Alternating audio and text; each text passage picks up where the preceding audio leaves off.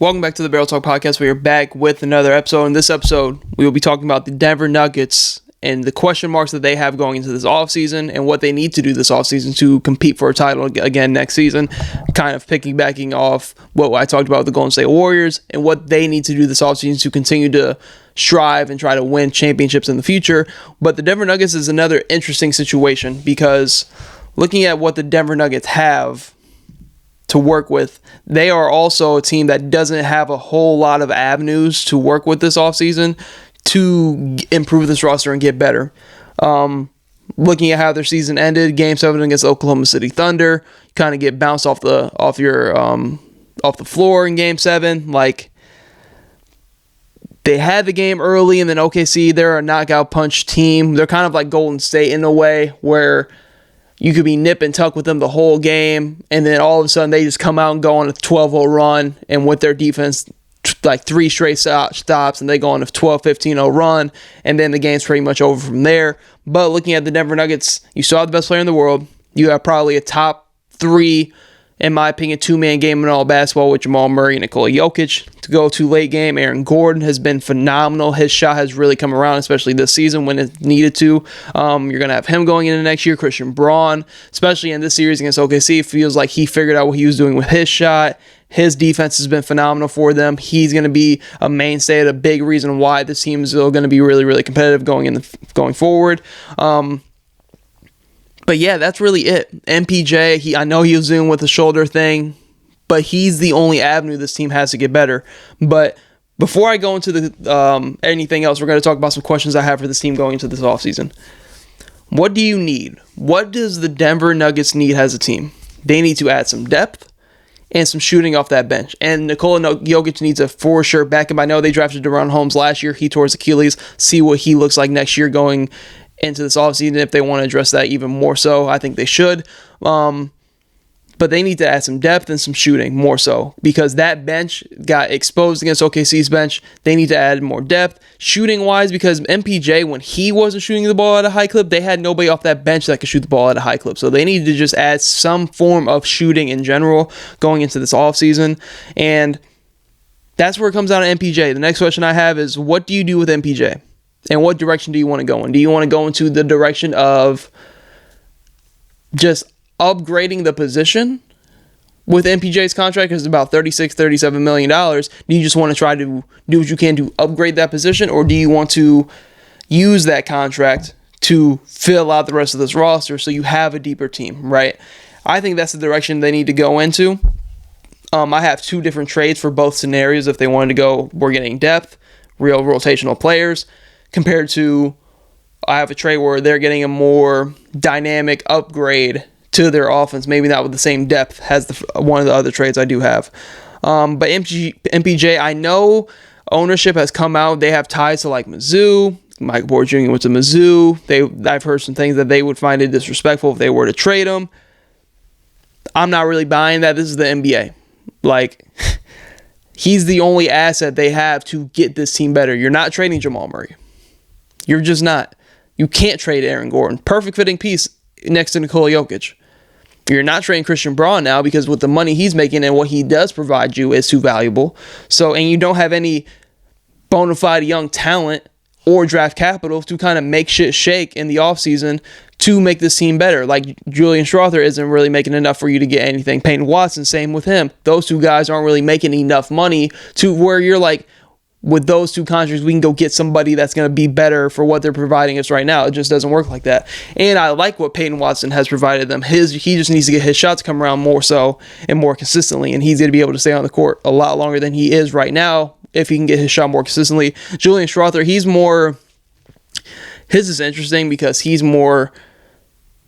played in the OKC series, didn't play against the Clippers a ton, so it's interesting what they're going to do with him. In terms of free agents they have, before we get into that, another question I have, where do they go at head coach?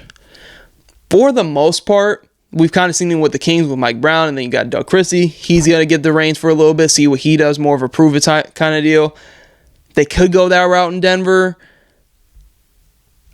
I could see them going out into the coaching market because there are some coaches like I think Mike Brown would fit this situation perfectly, but with his offensive prowess that he has. But interested to see what they go. I wouldn't be shocked if they went with their assistant coach for another year, prove it type of thing, and then they kind of scout and see what the coaching landscape is next offseason, not going into this one. So they could use that to have some little bit of a continuity with this team that I think could have some major changes, especially in that top four, core four that won the chip a couple years ago. So looking at this, at the free agents, Dario Saric, you can finally letting go. Russell Westbrook, DeAndre Jordan, Spencer Jones, PJ Hall, Trey Alexander. You can bring back PJ Hall, Trey Alexander on rookie scale deals, team options if you want to. But looking at Russell Westbrook, he's the guy where I'm bringing him back.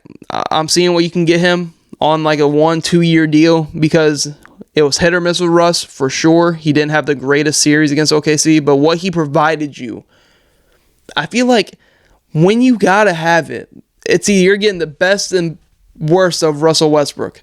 But for what he's able to provide you with the hustle aspect, with his on-ball defense, with some of the stuff he can do in transition, his connection with Jokic, like, yes, he can make a lot of mistakes, but for what the Denver Nuggets need, they needed somebody to push the pace. That's what they brought Russell Westbrook in to do this past offseason, and I feel like he did that. And I think Russell Westbrook provides a lot of good things to this team, because this team has such a slow pace without him on the court, and he's somebody that can just get out and transition with Christian Braun and make things happen. So I think bringing him back on a team-friendly contract could be beneficial to you. That's what I would do. I would look to bring Russell Westbrook back.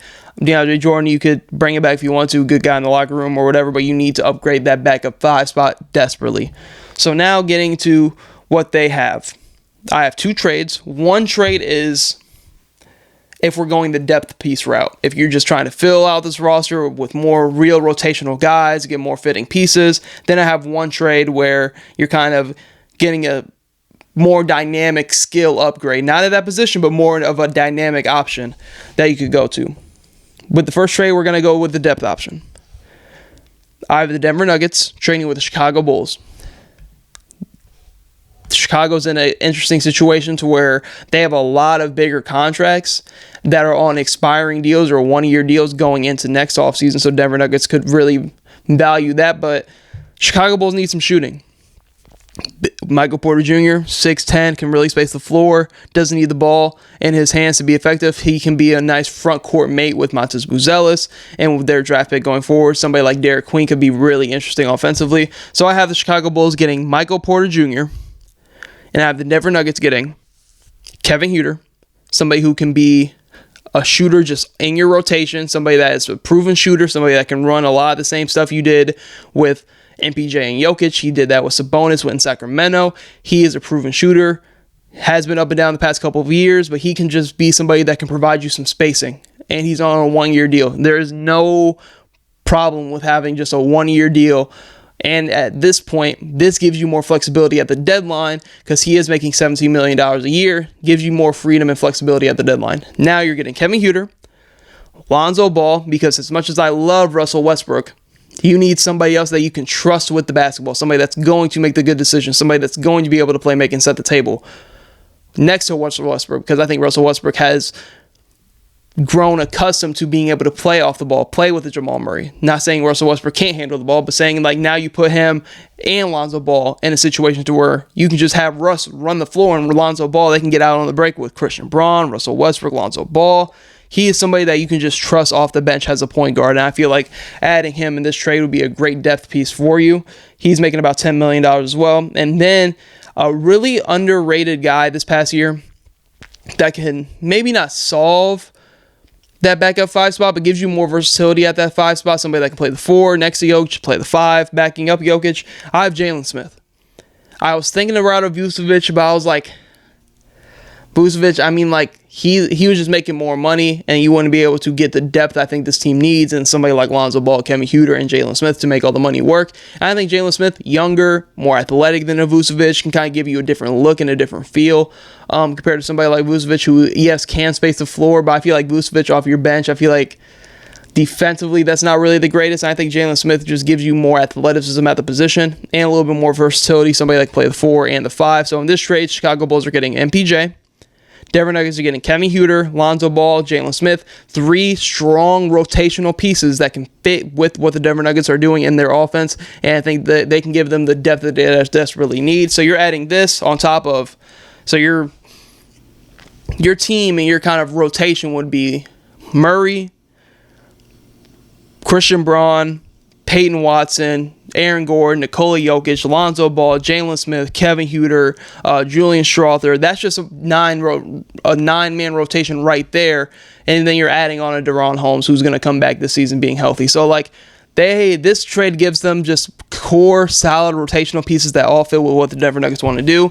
Now going into the trade that would give them a more dynamic upgrade has a score, because outside of Jamal Murray and Nikola Jokic, there really isn't much shot creation. That's the big gripe and the big reason why Michael Porter Jr. could be on the move. Because, yes, phenomenal shooter, great size, good rebounder, but the shot creation just isn't a part of his game.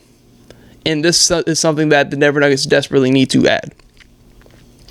This trade is to more so get a dynamic scorer, somebody that can run the pick and roll, somebody that can play off of Jamal Murray, play off of Nikola Jokic, somebody that can still space the floor, but he's somebody that can also relieve some of the ball handling pressures of a Jamal Murray, Nikola Jokic. So this trade, very interesting. Let me know what you guys think in the comments. MPJ and Zeke Naji goes to the Washington Wizards. The Denver Nuggets get Jordan Poole and Corey Kispert. Jordan Poole and MPJ's contract, Jordan Poole's a little bit cheaper on the same timeline of 2 years. Corey Kispert can be that shooting and that spacing, somebody that's older, another proven shooter to come off your bench and just provide you some spacing. But Jordan Poole and Michael Porter Jr., obviously 2 different positions. This would be the route where you might need to go and find a wing for cheap if you go this route of getting somebody like Jordan Poole. But Jordan Poole provides you a much more dynamic scorer, somebody that can still space the floor, somebody that can play make, somebody that can just do more offensively. That's what MPJ's problem is. MPJ is a really one-dimensional player, which is nothing wrong with that. But for what the Denver Nuggets need, they need more of a dynamic identity on offense. They need more dynamic offensive players. And if you add Jordan Poole to this team, somebody who you could put next to Jamal Murray, put next to Christian Braun and Aaron Gordon, he can provide you a whole different layer offensively, because he's somebody else that can relieve pressure off Jamal Murray and Nikola Jokic when it comes to just pure shot creation and pure value on that side of the ball. And then you're adding the shooting of Jordan Poole with the shooting of Corey Kispert, and now you have a ton of spacing with those two. Yes, you're getting off the Zeke Naji contract, but MPJ in Washington could make a little bit more sense, because with what they're doing, they have Bub Carrington. They just got A.J. Johnson. They could be looking to draft another guard, like a Kasparis in this year's draft. So, like, they could add. They have a lot going on in that guard room, and can have a lot going on in that guard room, going into next year. So, I think they would be fine getting off the Jordan Poole contract and taking a more expensive look and contract in Michael Porter Jr. and Zeke Naji. They can kind of toy with, see what they want to do, because they just need some center depth over there as well, next to Alex Sarr.